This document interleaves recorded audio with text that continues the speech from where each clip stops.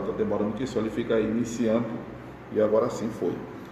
Louvado seja Deus. Nós estamos na escola bíblica do Templo do Corpo de Cristo. Você que está pelo Face nos assistindo a partir de agora, a gente já louvou a Deus com 2 hinos, a gente já fez período de oração aqui, já fiz uma fala introdutória com os irmãos que estão aqui no templo, que são poucos, e acabamos de ler o livro de Malaquias, o capítulo 2, o livro que estamos no momento estudando.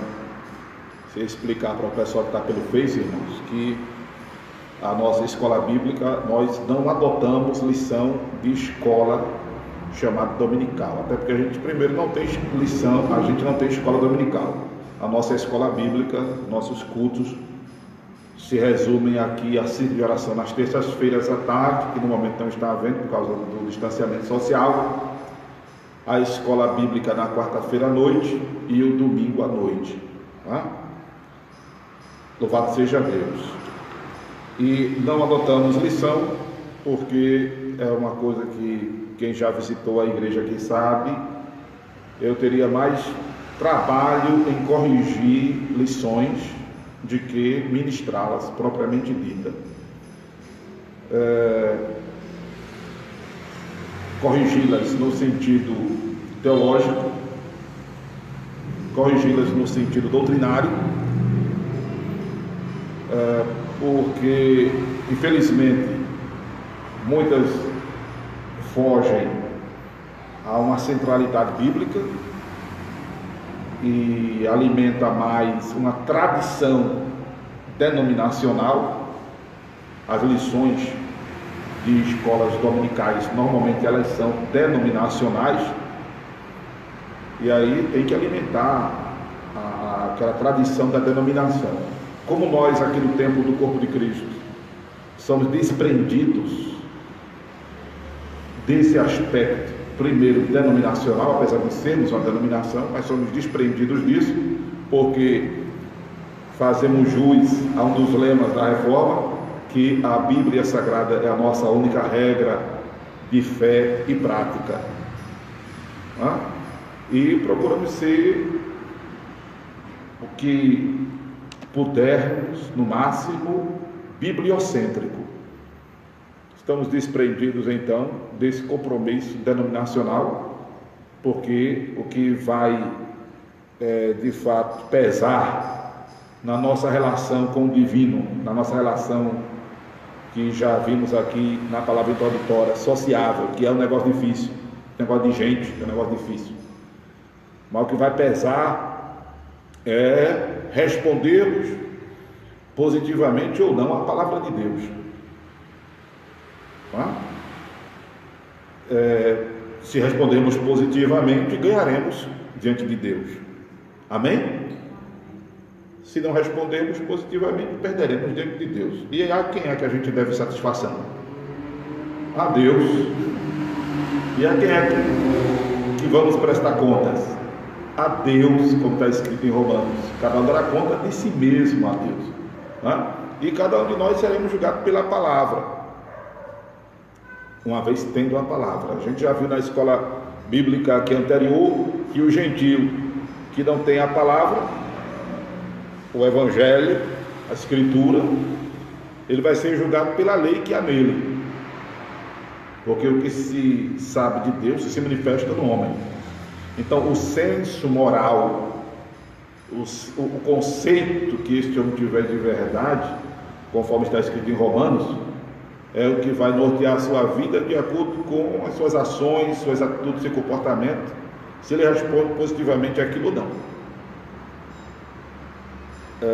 E isso é o que vai pesar no dia do juízo para esse cidadão, esse ser humano, que nos dias de hoje a gente só pode pontuar assim, basicamente, os indígenas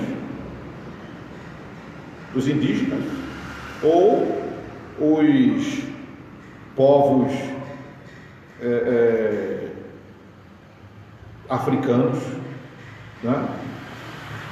Até asiáticos, europeus, sei lá, desses continentes todos, que ainda não foram uma expressão que é precisa ser observada, mas eu vou dizer por causa da força popular dela, que não foram aculturados ou civilizados. Isso, antropologicamente falando, quando a gente pega o homem urbano e compara ao indígena, né, que está lá dentro dos matos, ao africano que está lá dentro lá dos povoados, né, que fala dialetos, que não fala de repente a língua predominante na África, que é o francês, principalmente se for na África do Norte. Então, enfim, isso é muito relativo, né? Porque tem a cultura dele, mas quando a gente compara o homem urbano, aí diz que é uma pessoa desaculturada ou não civilizada, mas ele tem a cultura dele, ele tem a civilidade dele, como nós temos a nossa, né? Mas assim, esse homem não tem acesso à Escritura, a palavra escrita de Deus. Ele tem o que a gente chama, secularmente falando, de o senso comum. Ele tem um senso comum, né? Mas vamos, eu acho que eu avancei muito assim, não para os irmãos aqui, mas na minha fala eu viajei demais. Vamos voltar à questão da nossa escola bíblica. Eu quero convidar você que está nos ouvindo, já tem 3 pessoas assistindo pelo Facebook, compartilha, por favor, que eu estou transmitindo pelo celular, nós estamos transmitindo pelo webcam, a nossa família Produções está de stand-by ali, né? O pessoal não está usando aplicativo para fazer essa transmissão, e nem está com ferramenta para compartilhar, então você está no Face, por favor, compartilhe, tá bom? Essa escola. Os irmãos aqui podem, inclusive, fazer perguntas. Ficou bacana aquela transmissão que a gente fez pelo Instagram, Cineide, você, Roseni, você falando, você perguntando, ficou bacana, porque captou, o celular captou, e foi legal. Quem quiser fazer pergunta, faz, né? Para não ficar esse monólogo aqui do pastor com vocês, nem com os internautas.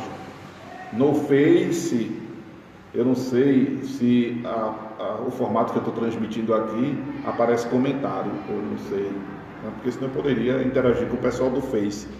Alguém manda a paz do Senhor aí, para eu ver se eu vejo aqui. Se eu vejo, eu respondo, se não, fique sabendo que é porque o pastor não está vendo, tá bom? Em nome de Jesus.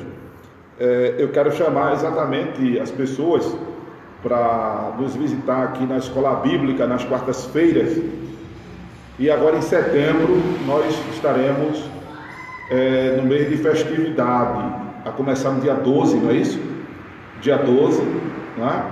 Aí que é um sábado, aí dia 13, dia 19, dia 20, dia 26, o encerramento no dia 27. Então teremos uma escola bem substancial, mais do que nunca. E lembrando, tá? Voltando a dizer, que nós não adotamos lição de escola bíblica, porque a gente aqui abre a Bíblia e o pastor vai, pela lupa do Espírito Santo, extraindo aquilo que devemos pontuar na celebração, que são os princípios, que são as verdades divinas, que incorpora a doutrina da fé cristã. E não adianta eu estar aqui com blá blá blá, com conversa mole, enchendo linguiça, falar de curiosidade bíblica, que não é o caso da gente. Inclusive eu sou péssimo de curiosidade bíblica. Esse negócio de quem foi a mãe de quem casou com fulano, quantas idades fulano tinha ao morrer, não venham fazer essas perguntas a mim não, pelo amor de Deus, eu não sei de nada disso. E o pessoal pensa que isso é conhecer Bíblia. Eu não entendo que seja, né? Mas não é a minha praia. Eu não sou detentor de respostas de curiosidades bíblicas. Quantas madeiras Noé fez a arca? Esse tipo de coisa. Não me faça pergunta assim, que eu não vou saber responder, né? Quantos pregos tinham, quantos espinhos tinham na coroa que botaram na cabeça de Jesus? Mas, pelo amor de Deus, não me venha com essas perguntas que eu não sei responder. Eu só sei que ele foi coroado com espinho, por minha causa, né? Contar quantos espinhos tinha lá, pelo amor de Deus, me pergunte, né? Aí se você perguntar a mim por que foi que Jesus morreu, para que foi que Jesus morreu, ao sentido, ao significado, a razão, blá, blá, blá, blá, blá, blá, aí eu vou dar uma resposta para você, biblicamente, em nome do Senhor Jesus. Então, a nossa escola, ela tem esse detalhe. A gente até lê, acabamos de ler, com a interação aqui do pessoal, o capítulo 2 de Malaquias, né? A irmã Lilian leu do 1 a irmã, agora me perdi, a irmã leu do 1 ao 6, a irmã leu do 7 ao 12, a outra não leu porque está com conjuntivite, né? Não é por causa do conjuntivite não, né? Porque a vista dela não ajuda mesmo, não é, benção? O pastor até ofereceu uma luva para ela, mas já é demais, né, pastor? A benção que orou aqui com a gente, e o pastor leu do 13 ao 17, né? Agora sim, e claro também outro detalhe que é importante salientar para quando você quiser visitar o templo do corpo de Cristo, a escola bíblica, eu não faço uma abordagem de versículo por versículo, volto a dizer, mas eu procuro fazer um apurado do que o texto sugere para nós doutrinariamente, que aí eu volto a dizer, o que importa para nós é essa praticidade da palavra, esse pragmatismo da palavra, né? É sermos didáticos, a gente sair daqui mais centrado em fazer a vontade de Deus. Não é esse negócio de tome a bênção, tome a vitória, mas de repente é um detalhe que faz com que nós nos completemos nessa relação com o divino e a bênção flua em nossas vidas. Porque um dos grandes erros da vinda ou da ida dos crentes ao templo é em busca da bênção, em busca de uma bênção. E eu já disse aqui no templo, algumas pessoas de repente até entenderam errado, que para ser abençoado não precisa estar no templo, porque a bênção vai nos alcançar onde nós estivermos. Deuteronômio 28. É viver a vida cristã. É viver a vida cristã. Porque já pensou, se você for depender de estar no templo para receber uma bênção, os irmãos aqui da igreja iam ser os crentes menos abençoados. Primeiro porque só tem 2 cultos à noite na semana, que é a quarta e o domingo. Já pensou, se fosse esperar por isso para ser abençoado? Ia demorar, né, irmão? Né? Ia demorar. O outro detalhe é que eu poderia entender que os irmãos estão supra, hiper, mega abençoados, porque os irmãos faltam muito no templo, né? Não é verdade? Então, se for depender disso, a gente estaria fora, né? Mas o viver o Evangelho, viver a palavra, faz com que flua a provisão divina, o cuidado divino, flua, acontece, flui a proteção de Deus, flui, não é? O que mais flui? Cura divina, vamos dizer que flua, não é? Vamos dizer que flua. Às vezes eu sinto, eu até estava dizendo, eu já disse isso a várias pessoas, mas essa semana eu disse a um colega, eu não sei orar quando estou doente. Você acredita? Não que eu ore tanto, mas quem me conhece sabe que eu gosto de orar, né?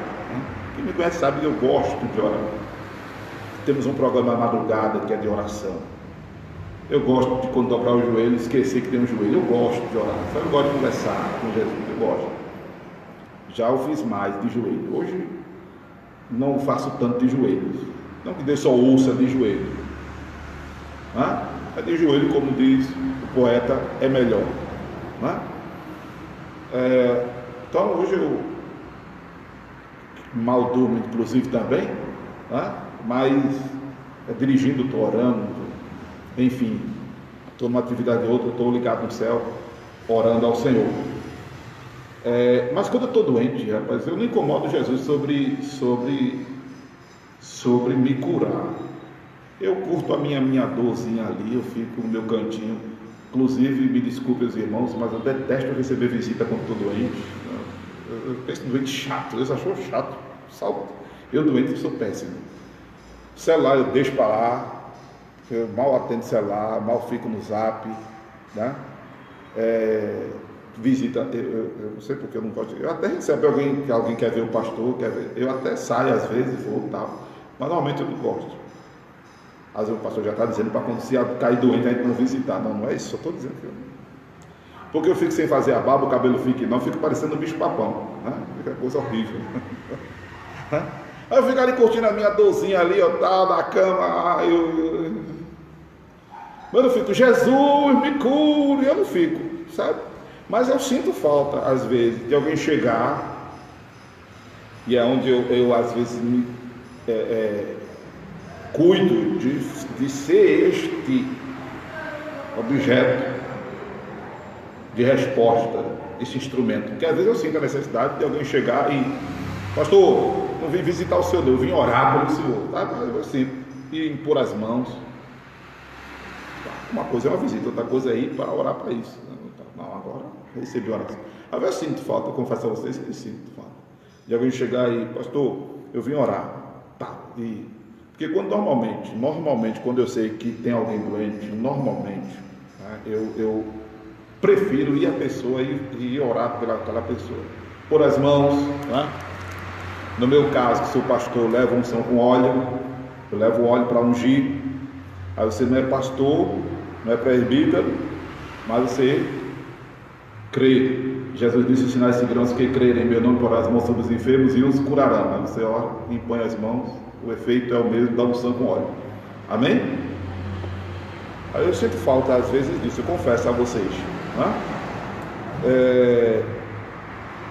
E aí é onde eu fico me policiando para, quando eu estiver bem, se eu souber que alguém está doente, eu estar disposto a ir orar por esta pessoa. Está disposto. E isso não tem nada a ver, irmão. Deixa eu deixa eu dizer aqui uma coisa que não existe. É estar preparado para isso, né? Porque eu vim de uma denominação que os irmãos diziam muito: não, tem que estar preparado, Mas na Bíblia você vê que não tem nada que estar preparado, tem que ter disposição, de ir orar, e pronto, e orar, e não tem que estar, e aí, irmão, está melhor? E agora, está melhor? O que quer que, né? Mostre que a sua oração não precisa desse show, não precisa dessa pirotecnia, né? Ora e pronto. Em nome de Jesus, Senhor, dá saúde ao teu servo, tira a dor, tira a enfermidade, tira a inflamação, infecção, tira o vírus, tira a bactéria, tira o fungo, tira tudo, Senhor, seborréia, tira tudo que tiver na cabeça desse crente aí. E ó, faz Jesus curar ele, pronto, e tchau. Amém, irmão? Deus te abençoe, pronto. E pode crer, irmão. A pessoa vai dizer bênção. Ó, rapaz, falar nisso, a minha netinha aqui, né? Eu considero minha netinha, ela fica às vezes lá em casa, e ela estava assim dando bobeira na sala. Eu disse: vem cá, ora aqui por mim. Aí botei a mão. Aí eu disse: ora não. Aí disse: ora assim. Aí botei a mãozinha dela na minha cabeça. Não foi? Não foi? Disse assim: ora assim, Jesus. Então, mas irmão, aí a mãezinha dela chegou, ela foi embora para casa da mãezinha dela. Daquela mesma noite eu fiquei bem. E de lá para cá eu só estou melhorando, graças a Deus, tá? Aí eu até mandei a mensagem no dia seguinte, não foi? Diz a Letícia aí que ela orou ontem por mim, eu fiquei, não foi? Aí ela disse: já, é rápido. Sim. Você gosta de visita, né? Não, eu não estou dizendo que é uma doutrina, não, eu estou dizendo que no meu caso, porque se eu não vivo, aí tu fica: Jesus me cure logo, né? Eu também não vou dizer que quando eu não estou com dor, eu não digo: ai meu Deus, eu não estou dizendo que eu não digo isso, assim, mas eu não fico: Jesus me cure, eu fico. Agora a gente demais está doente, né? Tem todo o direito de pedir, deve pedir, né? Porque Jesus, ele tem o poder de curar. É horrível demais. É por isso que ele levou sobre si as nossas dores e as nossas enfermidades. Aí tu fica agoniado: Jesus me cura, e tu fica no pé de Jesus direto. Conta aí, como é? Sim, conta aí. Vai. Eu me levanto no centro, eu ligo para ela, ela anda por mim, ela chama Marta, ela quer limpar o marido, Ah. Eu passei um tempo, de tempo hora, contando um pouco de aí, aleatório, Jesus. Quando eu estou no quarto de Jesus. Não chega ninguém perto para botar a mão assim? O Jorginho, Deus me citou é esse. Eu pode misturar, eu sei que tu pode, eu sei que tu pode. Seja o que for da área espiritual, tu sabes, e tu sabes que eu creio. Aí fica o dia todo indo para. Eu estou passando por um passamento, que é uma aprovação do meu Deus. Eu não sei, eu espero que ficou, eu aprenda muito mais, porque eu tenho aprendido muito mais. Amém. E mesmo assim, que seja, que essa prova termine logo, passe logo. É ruim demais estar doente. Não é ruim demais estar doente.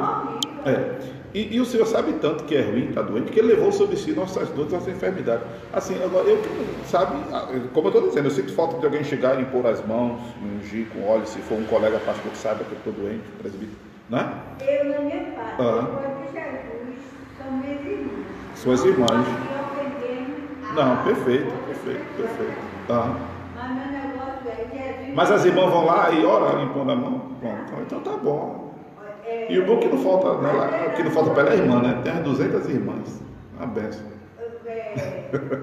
Não tem hora, às vezes. Eu não digo aí panelinha. Sim, aí ela se dispõe e vai e ora. E quando ora, você fica boa. Se dispõe, não. Aí, tá vendo? É isso que eu estou falando. Aleluia. É disso que eu estou falando.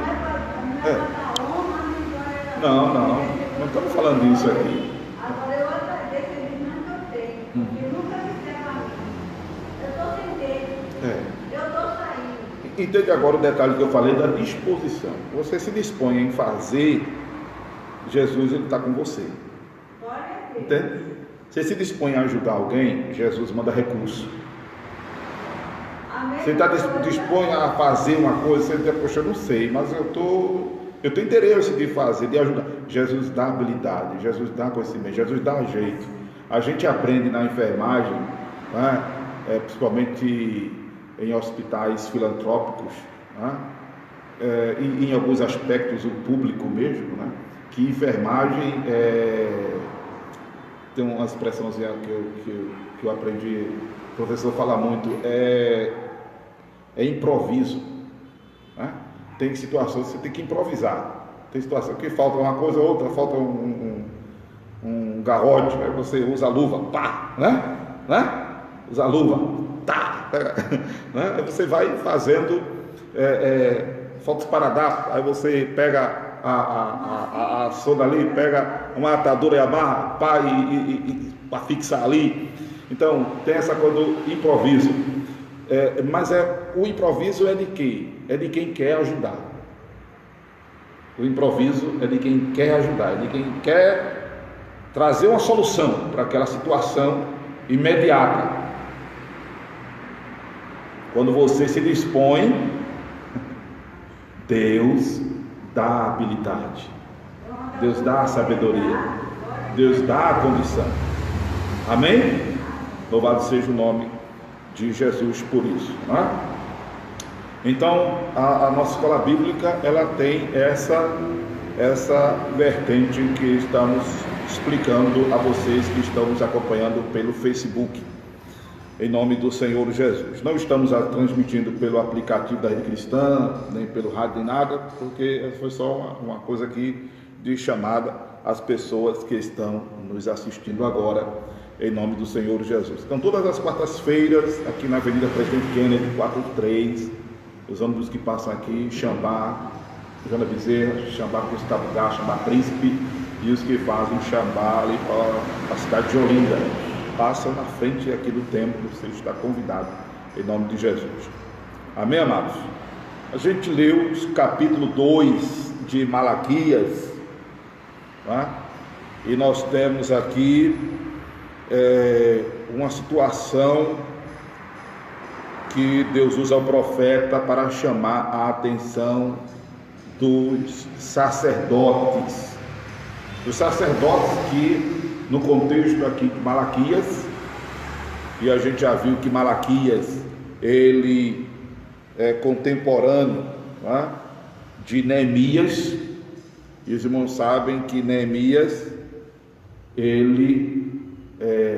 o relato da história de Neemias está voltado para a reconstrução dos muros de Jerusalém, a reconstrução da cidade de um modo em geral, né? E interessante que no relato bíblico, Esdras, ele é focado na reconstrução do templo, né? E Neemias, nessa ordem cronológica da Bíblia aqui, Neemias volta as atenções para os muros. Poxa, por que não primeiro o muro para depois o templo? Por que primeiro o templo para depois o muro? Por que primeiro o templo para depois a cidade? Porque primeiro tem que se resolver com Deus, depois o resto se resolve. Amém? Tem que se resolver primeiro com Deus, o resto se resolve. Amém, amado? Então, eu não sei qual é o teu conflito, mas procura se resolver com Deus, o resto se resolve. Amém? O resto vai acontecendo, Deus vai dando direção, né? Deus vai dando orientação, Deus vai usando de ferramentas, de instrumentos, de artifícios, para que aquele problema se resolva. Primeiro tem que se resolver com Deus. Se a gente for focar só nisso aqui, por exemplo, né, a gente já completa basicamente o tempo que temos para a escola de hoje. E vamos focar um pouco mais. Um outro episódio que a gente tem, além desse relato histórico que traz essa mensagem e que primeiro deve se resolver com Deus, para que as outras coisas se resolvam. Quando eu falo assim, eu imagino que na cabeça de vocês deve estar se lembrando daquele homem que 4 outros homens levam ele até a presença de Jesus, o cara que era paralítico, que descem ele no ponto correspondente que Jesus está, e levam com o intuito de Jesus curar o paralítico. Ao que Jesus diz ao paralítico: filho, perdoados estão os teus pecados. Jesus primeiro cuida do problema, a alma daquele homem. Jesus cuida primeiro do problema espiritual daquele homem. Jesus cuida de perdoar logo os pecados daquele homem, porque se ele morre paralítico, mas com os pecados perdoados, ele está salvo. Se ele é curado e morre sem os pecados perdoados, ele vai para o beleléu com os 2 pés, né? Então é melhor ir para o céu sem ser curado fisicamente, se bem que quando há essa transição para a eternidade, aí se resolve. Eu estava inclusive ministrando na madrugada de antes de ontem. Por que a gente fica doente? A gente fica doente porque o corpo ele é corruptível. E 1 Coríntios 15, verso 53 diz que isto que é mortal é necessário que se revista da imortalidade. Isso que é corruptível se revista da incorruptibilidade. Tá? Então a gente envelhece, a gente adoece, a gente enferma e tudo mais, porque o corpo é corruptível.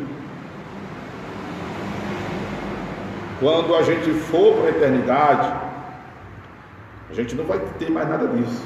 Vai sentir dor, canseira, doença, enfado, envelhecer, não vai. Porque o que é mortal vai se revestir da imortalidade, e o que é corruptível vai se revestir da imortalidade, né? 1 Coríntios, capítulo 15, versículo, glória a Deus, acertei, 53, até porque eu ministrei isso essa semana recentemente, né?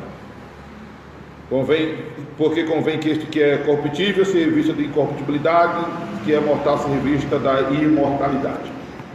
Então, o nosso corpo vai passar por essa metamorfose, por essa transformação. O nosso corpo será semelhante ao corpo de Jesus quando ressuscitou. Trouxe consigo as marcas da cruz, mas um corpo glorioso, que ultrapassa pela parede, porque quando os discípulos estão ali reunidos em João, capítulo de número João, Evangelho de Jesus Cristo, segundo escreveu São João, quando os discípulos estão reunidos lá no capítulo 20 de João,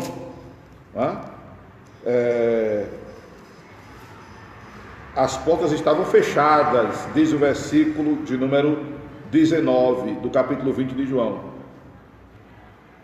E Jesus Cristo, ele chega, entra neste lugar, saudando-os com a paz.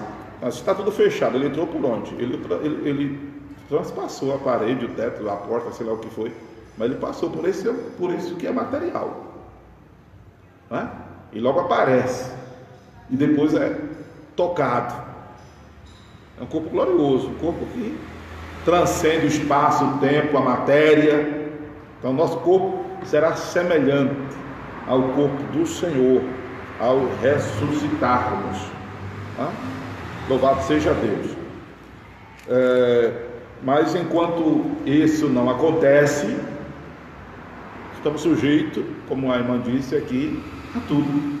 Temos que ter cuidado, temos que usar máscara, temos que usar máscara. A minha está aqui, temos que higienizar-se direitinho, temos, mas infelizmente estamos sujeitos a qualquer tipo de vírus, a qualquer tipo, a qualquer outra patologia que seja contagiosa, estamos sujeitos.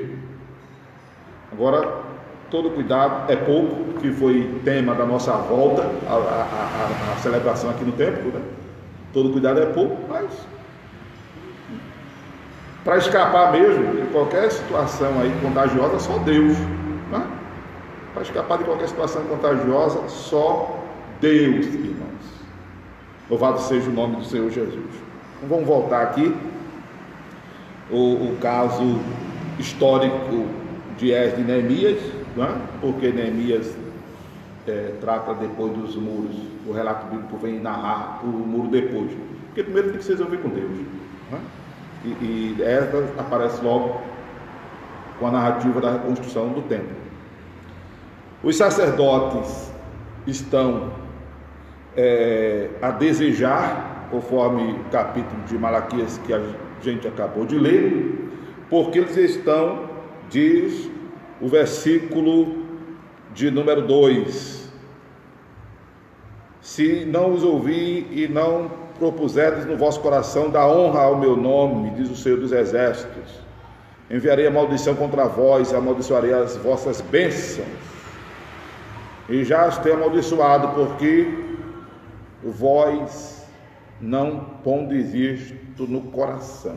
Essa questão aqui do sacerdote. O sacerdócio, ele foi abolido, não existe mais sacerdote. O sacerdote era o mediador entre Deus e os homens, já não existe mais sacerdócio. Jesus Cristo, ele é o único mediador entre Deus e os homens. Pastoreado não é sacerdócio. Amém? Pastoreado não é sacerdócio, até porque a função é totalmente diferente.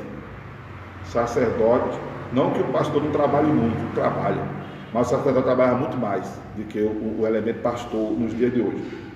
E o papel funcional de ambos totalmente diferente, o que diz respeito a essa relação com o divino, porque o sacerdote, ele era mediador entre Deus e os homens. Nós pastores não somos mediadores. Há um só mediador entre Deus e os homens, Jesus Cristo, homem. Então não é a oração do pastor mais forte do que a oração do irmão. Deus não ouve mais um pastor do que ouve um outro irmão. Não. Deus vai ouvir cada um de acordo com a sua fé. Porque um dos aspectos da abolição do sacerdócio, foi que o véu do templo rasgou-se de alto a baixo.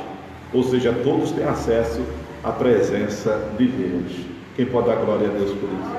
Você tem acesso direto à presença de Deus. Antes tinha que passar pelo sacerdote. Eu estou apontando para mim assim, porque o elemento sacerdote, que já não é o nosso caso, não é? mas agora todos têm acesso direto à presença de Deus. Amém? Porque o sacerdócio foi abolido a partir da morte de Jesus Cristo.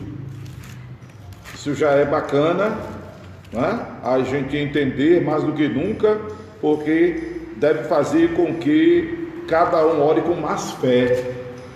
Amém? Cada um ore com mais fé. Louvado seja o nome do Senhor Jesus. Cada um tenha mais convicção, mais segurança. Quando for orar ao Senhor, o Senhor vai lhe ouvir, meu irmão, minha irmã, de acordo com a sua fé. Amém? Você vai lhe ouvir de acordo com a sua fé. E falar em ouvir de acordo com a sua fé, né? Eu até estou para ministrar no Acorda a Bênção na madrugada um seminário breve sobre oração. Sobre oração. Algumas expressões que a gente usa em oração, como por exemplo, se for orar por mim eu estando doente, não ora, Jesus repreende a doença que está no pastor, não ora assim não, pelo amor de Deus. Jesus tira a doença que está no pastor. Amém? Tira a doença. Tá bom? Por uma pessoa endemoniada, não se ora por endemoniada, aí já chega expulsando o demônio em nome de Jesus. Amém? E a gente não deve orar do tipo assim, poxa, será que fulano merece? Ou será que eu sou merecedor que Deus me ouça? Se for orar assim, outra coisa, nem vá orar assim, porque se for com merecimento, você está ferrado, não merece nada. Não merece, não merece, a gente não merece. Então a gente tem que confiar no sacrifício de Jesus. A gente tem que confiar no sacrifício de Jesus. O escritor aos Hebreus, né? Eu estava procurando esse versículo aqui, 1 de Timóteo 2:5, porque há um só Deus e um só mediador entre Deus e os homens, Jesus Cristo homem. 1 de Timóteo 2, verso 5. Amém? E o escritor aos Hebreus, em se tratando de oração, ele diz assim, Hebreus capítulo de número 10. Hebreus capítulo de número 10, versículo 19. Tendo, pois, irmãos, ousadia para entrar no santuário pelo sangue de Jesus. Olha, ousadia.